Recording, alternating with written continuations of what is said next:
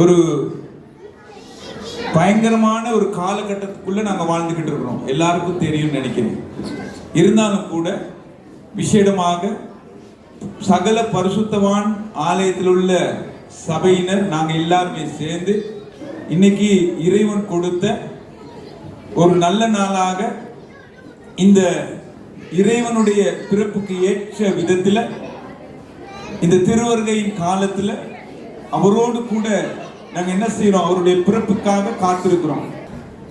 எனவே விசேஷமாக இந்த காலங்களில் நாங்கள் இங்கு சந்தோஷப்பட்டு கொண்டிருக்கின்ற இதே வேளையில் இலங்கையில ஆயிரக்கணக்கான மக்கள் காணாம போயிருக்கிறாங்க, மறித்திருக்கிறாங்க. கண்டியில ஒரு சிறுவர், அதாவது முகாம் அல்லது சொல்றது சில்ட்ரன்ஸ் ஹோம் அப்படியே மூடி நிறைய பிள்ளைகள் இறந்திருக்கிறாங்க.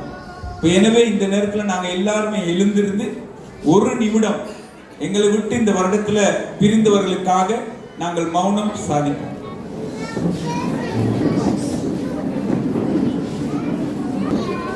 இதே மாதிரி ஒரு சூழ்நிலையில தான் இன்றைக்கு 2000 வருடங்களுக்கு முன்பதாக அங்கு பிரச்சனைகளும் குழப்பங்களும் மரணங்களும் ஏற்பட்டு கொண்டிருக்கின்ற வேளையிலே தங்களுக்கு ஒரு விடிவலாளர் அல்லது விடுதலையாளர் தேவை என்று மக்கள் அங்கலாய்த்துக் கொண்டிருக்கும் பொழுது அங்கு அவர்கள் அந்த நிலையிலிருந்து விடுவிக்க பல விதங்களிலும் ஒரு தேற்றரவாளனை தேடிக்கொண்டிருந்தார்கள்.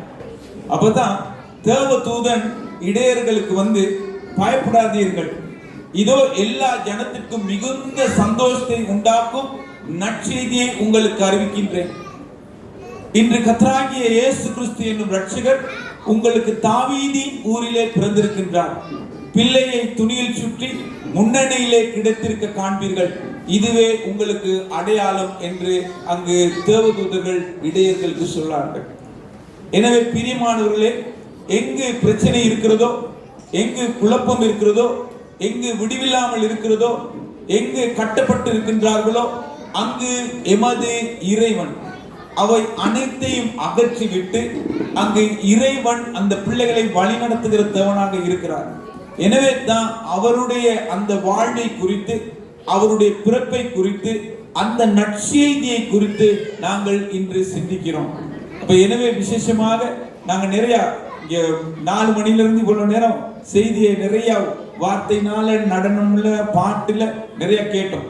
எனவே நாங்கள் இந்த நற்செய்தி, அதாவது இறைவன் இயேசு உங்களுக்காகவும் எனக்காகவும் இந்த உலகத்திற்குள் வந்து எமது பாவங்களுக்காக மரித்து அவர் மீண்டும் உயிர்த்தெழுந்து எம்மை காக்கின்ற தேவன் என்பதை நாங்கள் விசுவாசித்து அவரிலே நிலைத்திருக்க உங்களையும் நான் மிகவும் அன்புடன் அழைக்கிறேன். எனவே தொடர்ந்து இந்த நிகழ்ச்சிகளை நாங்கள் கண்டுகளிப்போம். நான் நினைக்கிறேன் எல்லாம் முடிவுக்கு வந்துட்டோம். இந்த முறை நத்தார் தாத்தா பிள்ளைகள் வரமாட்டேன்னு சொன்னாரு. ஏன்னு கேட்டா நிறைய நான் சொன்னேன் தானே, ஆயிரக்கணக்கான மக்கள் இறந்திருக்கிறாங்க. ஆனாலும் நான் சொன்னேன், பாவம் எங்க வேர்ல்ட் சயின்ஸ் பிள்ளைகள் கட்டாயமா ஏதாவது எந்த முறையும் கொடுக்கிற மாதிரி நல்ல கிஃப்ட கொண்டு வந்து கொடுங்க, இல்லையா?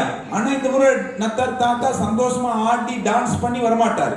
என்கிட்ட நிறைய சின்ன பாப்பா, சின்ன பிள்ளைகள், அம்மா, அப்பா, மாமா, பாட்டி எல்லாம் இறந்து போயிருக்காங்க நிறைய பேர். அதனால அவர் டான்ஸ் எல்லாம் போட்டு சந்தோஷமா பாய்ஞ்சதெல்லாம் வரமாட்டாரு. ஆனா கட்டாயமா நான் சொன்னதுக்காக என்ன செய்வாரு, கிஃப்ட எல்லாருக்கும் கொண்டு வருவாரு. எனவே உங்களுக்கு நல்ல கிஃப்ட் கிடைக்கும். எனவே அதை மறந்துடாம நாளைக்கு ஆராதனைக்கு சர்ச்சுக்கு வர்றவங்க சின்ன பிள்ளைங்க எல்லாருமே, இன்னும் எத்தனையோ பேர் தண்ணியில இருக்கிறாங்க, உடுப்புல இல்லாம இருக்காங்க, சாப்பாடு இல்லாம இருக்கிறாங்க, இல்லையா? தண்ணியில இருக்கவங்க உடுத்துறதுக்கு அடுத்த உடுப்பு இல்லாம இருக்காங்க. எனவே முடிந்த எல்லா பிள்ளைகளும் அட்லீஸ்ட் ஒரு ரேசர் சரி, இல்லாட்டி ஒரு சோப் துண்டு சரி, இல்லாட்டி ஒரு புஸ்தகம் சரி, சரியா கொண்டு வந்து நீங்க ஆலயத்துல படைக்குமாறு வேண்டப்படுகிறீர்கள். அப்ப அந்த கிஃப்ட் எல்லாம் நாங்க என்ன செய்வோம், எல்லாம் பேக் பண்ணி இல்லாத பிள்ளைகளுக்கு நாங்க அனுப்புவோம். எனவே நாங்க இன்னைக்கு நத்தார் தாத்தா வருவாரு, எங்களுக்கு நிறைய கிஃப்ட் தருவாரு, அந்த சந்தோஷத்தோடு வாங்கிட்டு போவோம். அது மாதிரி நாளைக்கு ஆலயத்துக்கு வரும்பொழுது ஏதாவது ஒன்று கொண்டு வந்து மற்ற இல்லாதவர்களுக்கு நாங்க கொடுப்போம். சரியா? ஓகே, நன்றி, தேங்க்யூ.